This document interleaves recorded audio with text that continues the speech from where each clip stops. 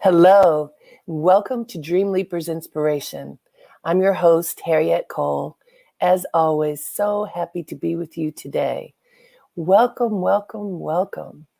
I hope that you're feeling invigorated, that you have had a great weekend. For those of you who are watching this live, because we are live on Mondays, and then because of the wonders of technology, you can watch it at any time. I'm hoping that whatever day it is for you, that you are feeling good, that you're feeling empowered, that you're feeling energized. I say that because it's not always true. Sometimes we are feeling tired, even after a weekend where perhaps we thought we were going to get rest, but the list was long and there were so many things on that list that we felt we just had to do. Has that been you ever, where you get to Sunday night and you're like, whew, what happened? Welcome, welcome, welcome, everybody. And we're talking about energy. We're talking about how we use our energy, how we think about engaging our energy, and if we even do so, and just managing that. And I chose the topic of balance today because I realize sometimes even those of us with the best of intentions aren't necessarily doing so with balance top of mind. And just thinking about the weekend and how, at least in theory, we think about the weekend as a time when we put work aside, we rejuvenate, we spend time with our families, we eat well, maybe we take a walk, and we do something to rejuvenate ourselves. And yet, for many of us, especially during this period where most of us are still at home, and so time feels different. The pacing that we had before is surely not the pacing that we have today. And so within that, what do? So I want to say, for me, this weekend, I did sleep in a little bit. I used to be the night owl, and I can't even say I'm not that anymore, but I used to not get up early. Now I get up early, but I got up a little bit later over the weekend, which was nice, just to get a little bit of rest. But I had a board meeting on Saturday. I had a video production taping on Sunday.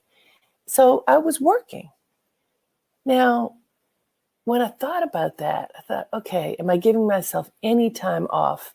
Because it's so important to have some space around whatever your workday is and the rest of your time, particularly when you're supposed to be having time off. You've told yourself you're going to have time off. And so one of the great things my family and I decided to do was take a drive.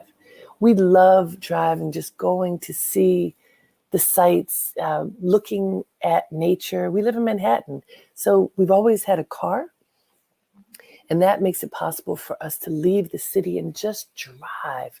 Sometimes we get out of the car, sometimes we don't, but it is rejuvenating and helps us to feel a connection with our surroundings.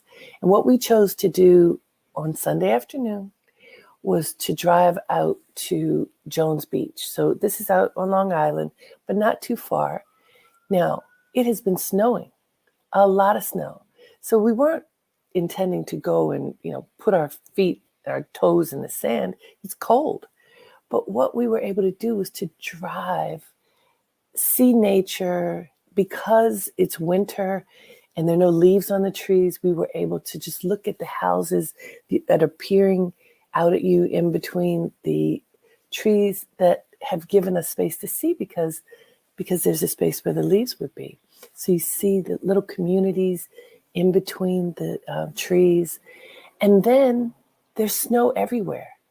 And unlike the snow that which is left in New York City outside of Central Park is dirty, or it's piled up, and it only looks pretty the first day in Manhattan anyway.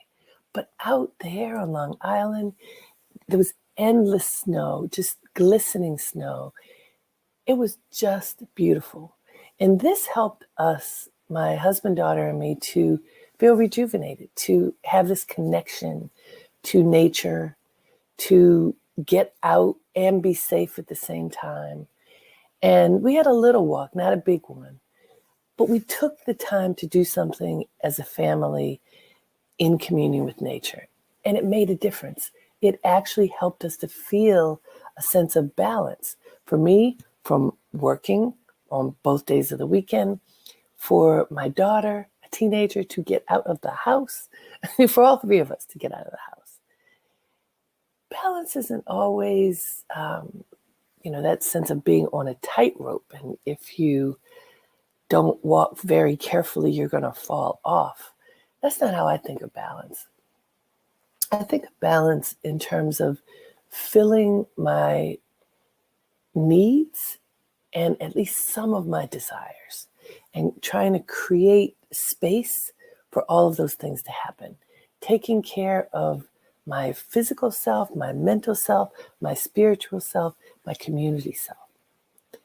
And including in that rest, which I interviewed Norma Kamali a couple weeks ago, incredible fashion designer. She's been in the business for 50 years, which is amazing. She's 75 years old and looks younger than most 50-year-olds by far. And she's written a book all about striking a balance in your life and how to take care of yourself in all the ways, what you put in your body that you ingest, what you put in your body with your mind, how you move your body to keep yourself feeling active and engaged, and really setting a tone for how to live in balance so that you can be strong and clear for all of the days of your life. What a practical and perfect approach. And I highly recommend that you get this workbook. It's called I Am Invincible. Anyhow, Norma talked about priorities and about what you put first on your list. And she puts herself first. Every morning when she gets up, she's exercising and meditating. Now, I've been practicing meditation for about 30 years. I am a firm believer in going inside to tap into that great voice within because it helps you to align your steps. And Norma even talked about at her company before the pandemic, every day in the middle of the day, she would take an hour for every employee who could come to a particular room in her building and meditate or just be still. This was a part of her company practice, which I thought was brilliant. It wasn't a requirement, but it was an offering that people could refresh and renew, rejuvenate with the blessing of the business owner. Isn't that a great idea? She also talked about something that I recommend to folks, which is you can take just a few minutes reset to get yourself back in balance by having like a 3-minute meditation. When we do those cleansing breaths together, it's kind of like that. She says one of her greatest friends in the office is the bathroom. She will go in the bathroom, lock the door, put the toilet seat down, sit on top of the toilet, feet firmly planted on the floor, hands on her knees, do some deep breathing and meditating for 3 minutes, maybe 5 at most. And that would help her to reset. And I won't say would, that helps her to reset, to regain strength and focus at the points that she needs it, to clear her head when she needs it. This is advice that has been given to me over and over again that I share on a regular basis with everybody I'm connected with, because we have the power within ourselves to reset, to get back in alignment, to reclaim balance. Hey, it may not even be reclaiming it. It may be simply claiming it because we may have been way off center. It takes awareness to recognize when you're off center. It is in the moment of awareness that we can make a conscious choice about how we're going to live our lives, move forward, what decisions we're going to make. How do you get to the moment of awareness? Well, it comes lots of different ways. If you practice meditation, you are training yourself to listen to the voice inside and to notice when you're getting messages. And so if you are a meditator, you've set yourself up for a level of success that is really worth acknowledging the gift you're giving yourself, because you are telling yourself, I'm going to listen. I'm listening. I'm waiting for the message to come through. Is that what the message is for me today? Check. I'm going to do whatever that message is. But I want to tell you, even if you're not a meditator, if you're paying attention, you often get messages. I think we get messages every single day, quite frankly. But are you listening? Are you noticing when the messages come? Have you ever, so let me give you a very simple example that may resonate for some people. This is just, did you get the message? Did you listen? I will give you, this has happened many, many times, but I'll give you one example. I was working on a project out on Long Island a few years ago and rushing because I needed to get from where I was staying to the destination for this project that I was overseeing. And I looked outside and it looked like it was going to rain. I'd already gone to my car and the voice was telling me, go back and get your umbrella. And I was like, I don't have time to do that. I have to get to this destination on time, which was, by the way, an outdoor destination. But I said, okay, let me get in the car. Let me go. I get to the destination. Within half hour, it was raining hard. Did I have an umbrella? It was back at the house where I was staying. Did anybody have an extra umbrella? No. So I ended up first getting wet and then really having to leave, pause, and go back and get my umbrella because I needed it in order to function.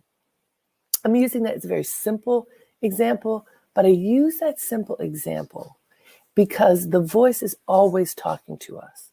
The voice is always telling us what we should know, how we can get into better alignment with the moment, with being ready for the moment. And when we do not listen, we usually pay. Now, something as simple as an umbrella, I mention it because it's obvious and it's probably happened to you. But there are lots of other messages that we get. You know how you have a little ache, pain in your body and you go, oh, what's that?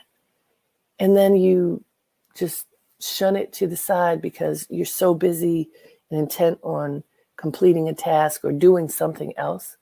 And then that little pain happens again. You go, oh, that pain is back. I wonder what happened. I wonder what that is.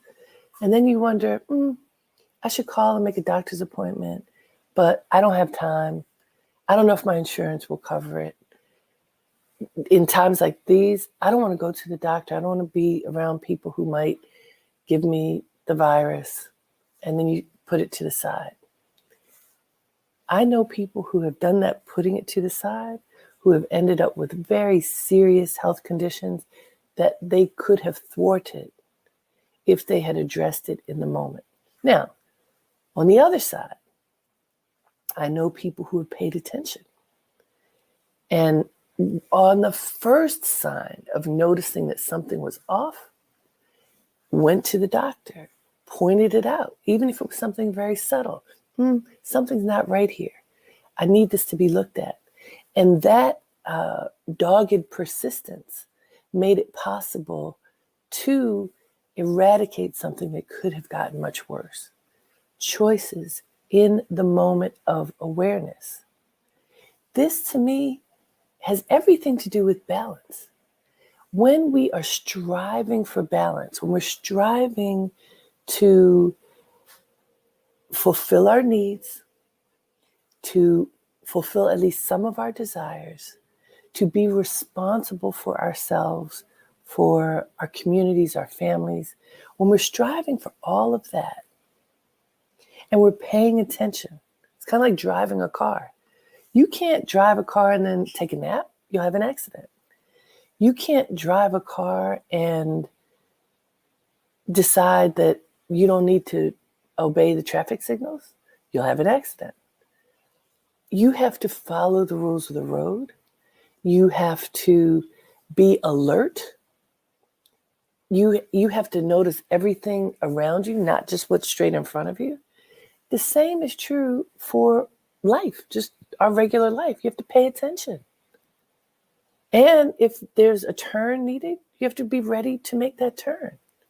These are very practical points that we don't always pay attention to. And that's why I am bringing it up in this way, in different ways, for us to recognize that in seeking balance, we have to pay attention to the whole picture, the 360 picture of our lives, so that we can notice when something is off.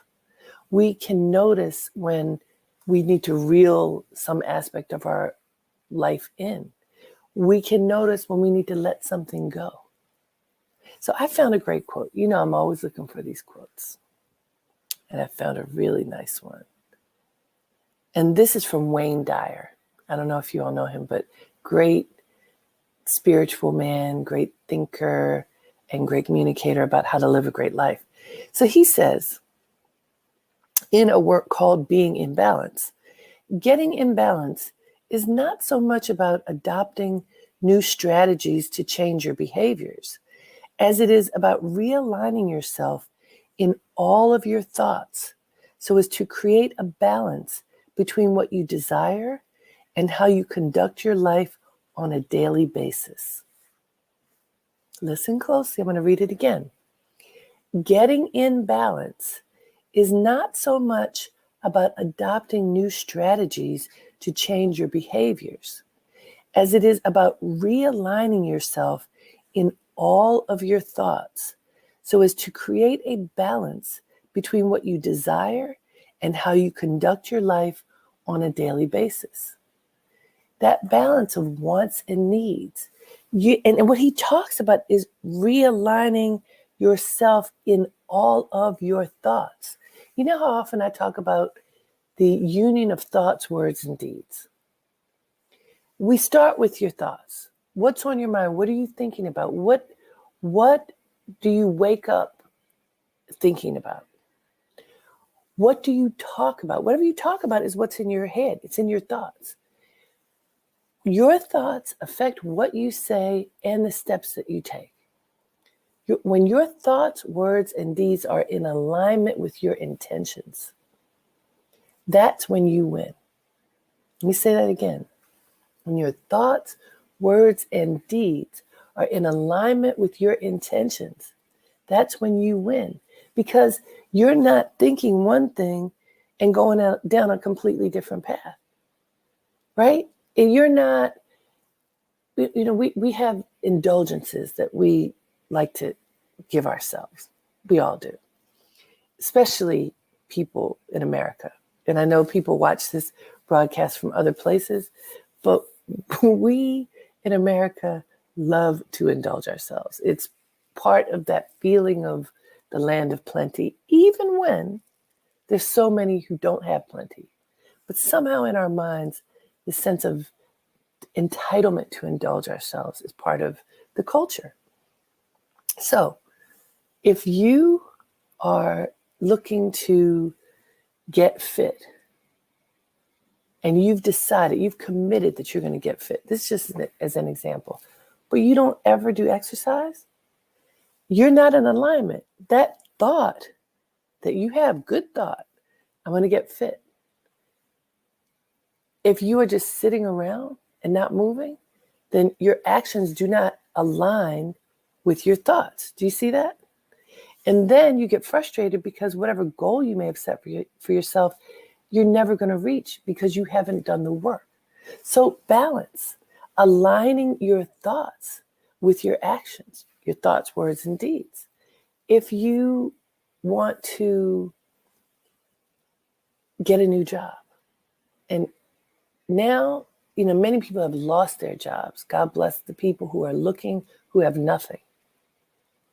But there are also people who have jobs that they don't like and they feel frustrated and want to do something different. What are you doing about that? Are you complaining and not looking? Are you feeling bristly and uncomfortable and mad because whatever it is you're doing isn't serving your spirit, but you're not positively looking to change that experience? If that's what you're doing, you're not in alignment. And even for the people who, and I would say especially because there's so many people who are out of work, if you are feeling crippled by that feeling of not having work when you really need it, and desperation sets in and you start doubting yourself because you don't know when the time will come when you'll be able to have enough resources to take care of your family, take care of yourself, and panic sets in. I want to say to you, that is not in alignment with the goal of finding work. And desperation is unattractive. So whatever any of us may be experiencing, if desperation is part of it, you need to understand desperation is unattractive. It will never bring you to what you want. Never. You could be incredibly frustrated because you're like, I'm a good person. Why can't I have what I want? It's not fair. And then pointing that finger at somebody else's fault. Part of it is your fault. The attitude of that crippling attitude that reveals desperation, fear, inadequacy, worry is unattractive. It is unbalanced. It's, you feel almost like you're in quicksand and you're just sinking.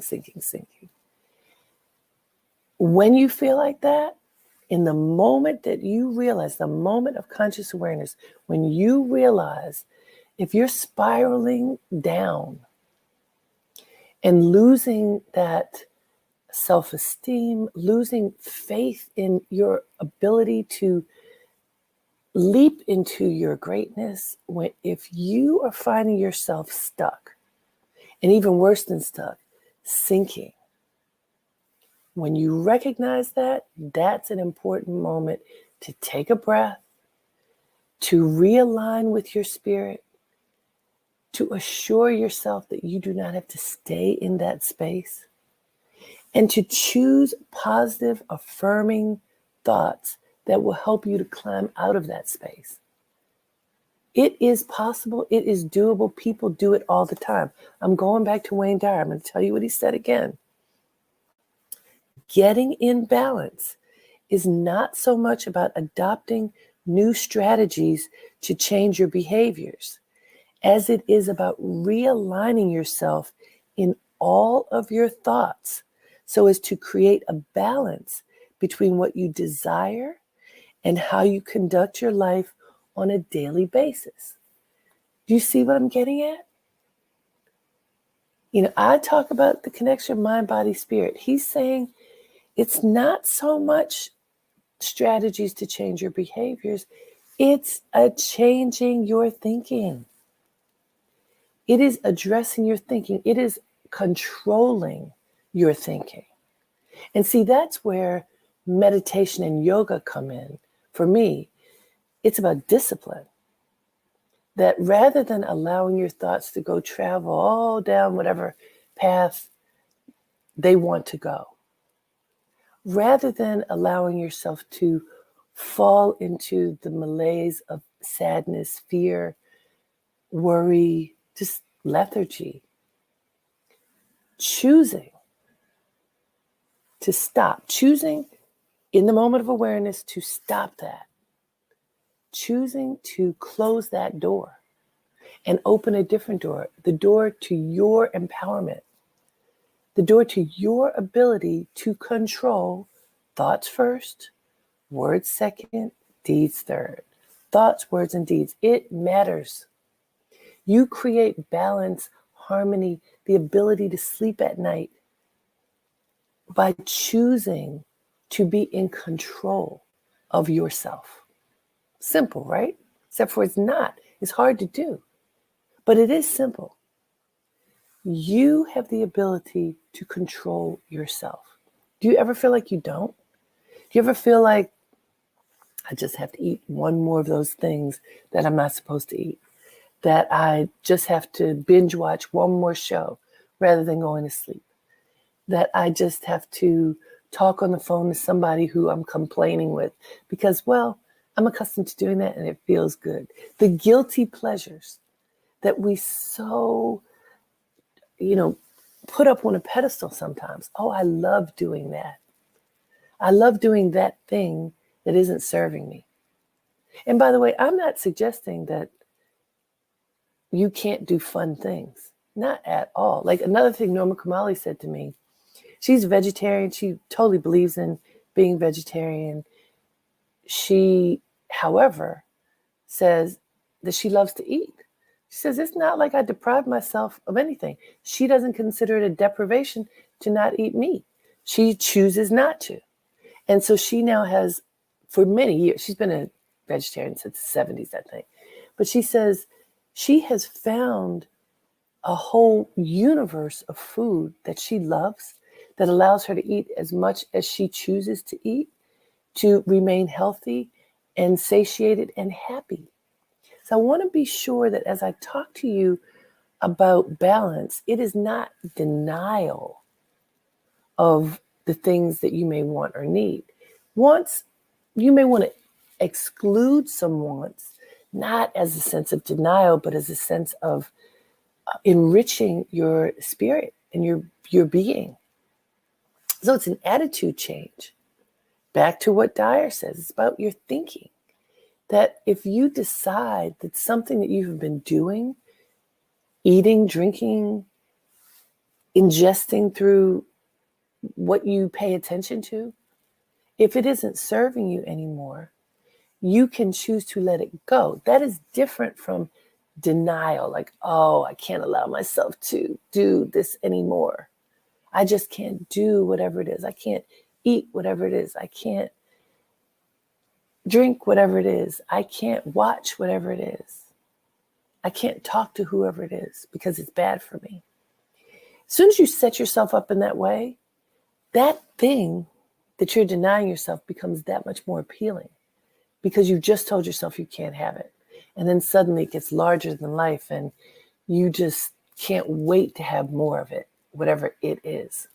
So it's not denial. In seeking balance, instead, it is aligning yourself with the things that will nurture your being, that will make you happy from the inside out. It's letting go of things that really don't serve you.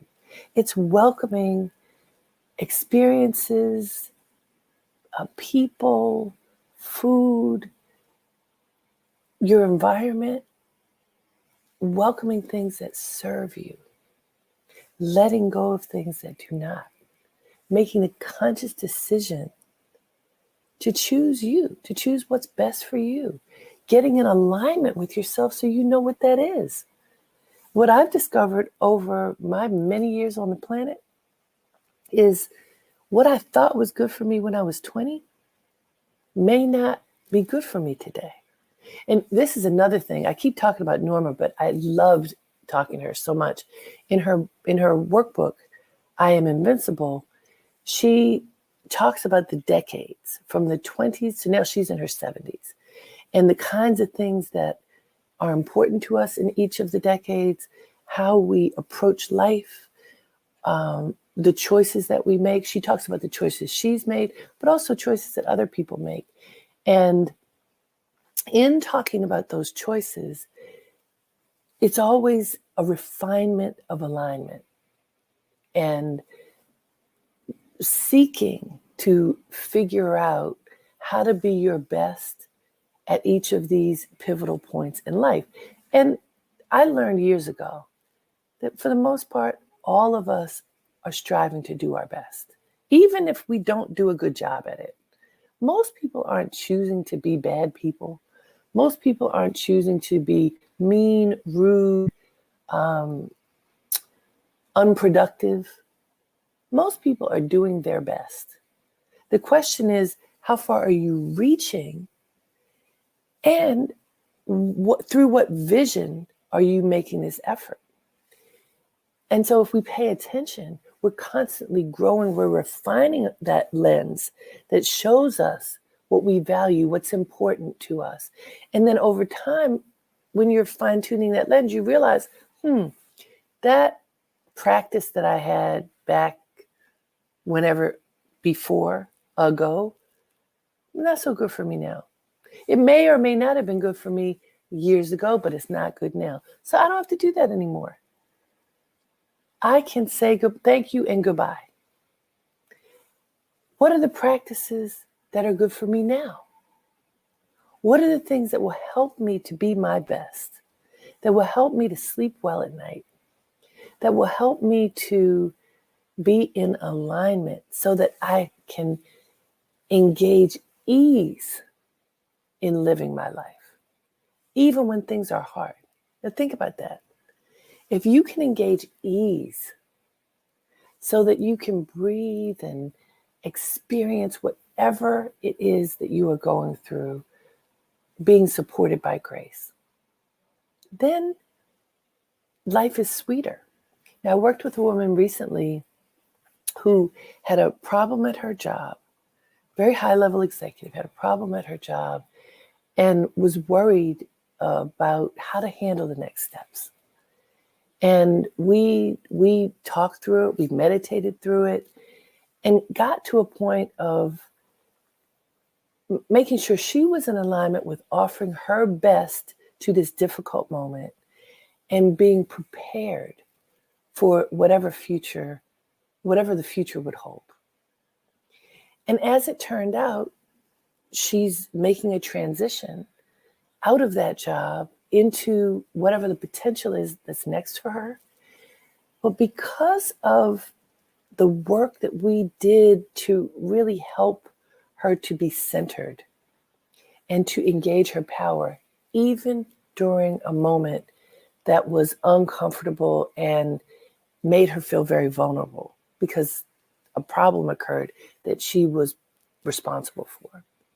Because she engaged her power, even in this difficult moment that led to her departure, it ended in the best way possible, through everybody honoring each other, even as the transition needed to be made.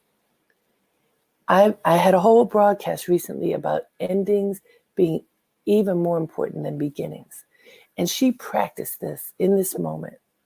And so all of the parties involved came together in a way that honored her and her service to the organization, that gave her an incredible cushion as she looks to move forward, and left everyone feeling respected. Now, that's not easy to do. It's not easy to find balance when you are feeling that a bad thing is going to happen. And a bad thing for most people, if you're going to lose your job, that's a bad thing. But she handled this expertly, with strength, with resolve, with confidence. And therefore, what she got back was that same thing. She was treated with respect. She was treated in the highest possible way.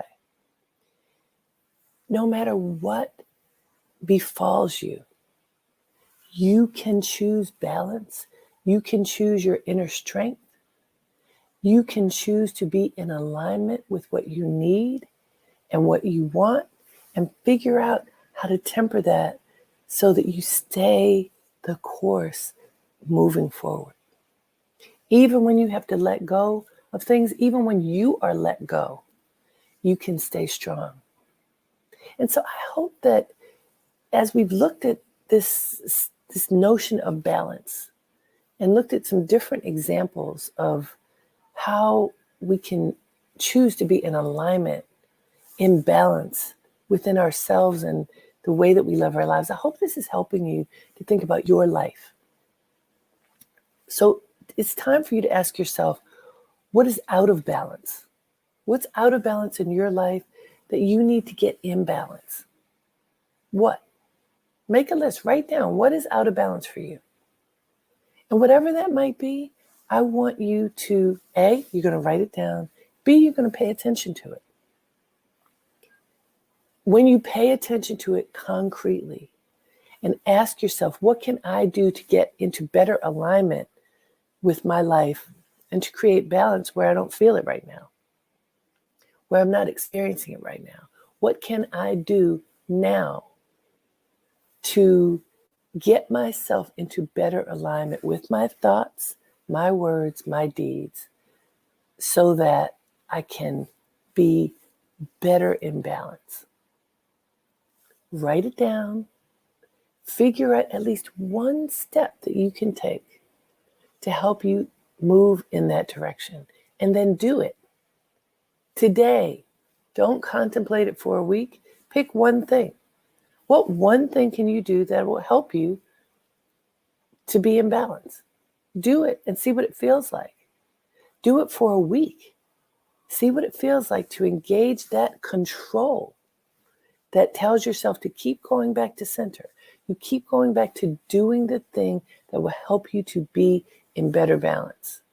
Every day for a week, do that thing.